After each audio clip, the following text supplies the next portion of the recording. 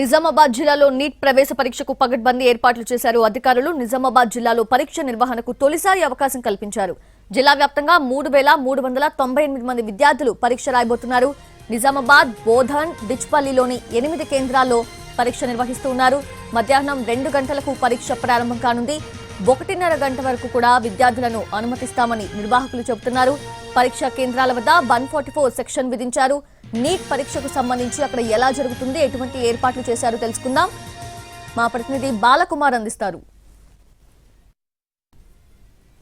ప్రవేశాలకు నిర్వహించే నీట్ 2025 ప్రవేశ పరీక్షకు ఏర్పాట్లు పూర్తి చేశారు. మరి కాసేపట్లో ప్రవేశ పరీక్ష ప్రారంభం కానుంది. నిజామాబాద్లో జిల్లాలో తొలిసారిగా పరీక్షా కేంద్రాన్ని ఏర్పాటు చేశారు. జిల్లాలో 8 పరీక్షా కేంద్రాల్లో నీట్ ప్రవేశ పరీక్ష జరగనుంది. దీనికోసం అధికారులు పకడ్బందీ ఏర్పాటు చేశారు.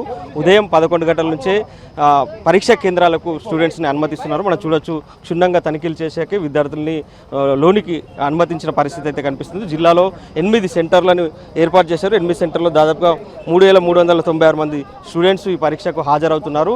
నిజామాబాద్లో 4 సెంటర్లు, డిచ్పల్లి, బోధన్లో మరో 2 కేంద్రాలను కూడా ఏర్పాటు చేశారు. మొత్తంగా 8 పరీక్షా కేంద్రాల్లో ఈసారి తొలిసారిగా నీట్ ప్రవేశ పరీక్ష జరుగుతుంది. దీనికోసం అధికారులు అయితే పకడ్బందీ ఏర్పాటు చేశారు. కొద్దిసేపటి క్రితమే విద్యార్థుల్ని పరీక్షా కేంద్రాల్లోకి అనుమతించారు. 1:30 గంటల వరకు అనుమతిస్తామని చెప్పారు. 1:30 గంటల తర్వాత వచ్చే ఏ అభ్యర్థులు కూడా పరీక్షా కేంద్రాల్లోకి అనుమతించే ప్రసక్తి ఉండదని ముందుగానే చెప్పారు. అయితే దీనికి సంబంధించి కఠిన నిబంధనలు ఉన్నాయి.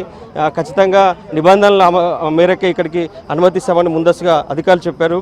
గాజులు కావచ్చు, చెవిదిద్దులు, ఆభరణాలు, వాచు, హ్యాండ్ బ్యాగులు ఇలా ఎలాంటి కూడా అనుమతించమని ముందస్తుగా అని చెప్పారు. సో అందులో భాగంగానే స్టూడెంట్స్ అందరూ కూడా ఎలాంటి వాచ్లు కానీ చెవిదిద్దులు కానీ తీసుకొని రాలేదు. ఒకవేళ వచ్చినా కానీ వాళ్ళందరికీ కూడా తిరిగి వెనక్కి పంపిస్తున్నారు. ఇక Aadhaar card, passport size photo ఇలా అన్ని ఫోటోలతో రావాలని చెప్పారు. పెన్నులు కూడా అనుమతించట్లేదు. పెన్నులు కూడా నిర్వాహకులే ఇస్తామని ముందస్తుగానే ప్రకటించారు.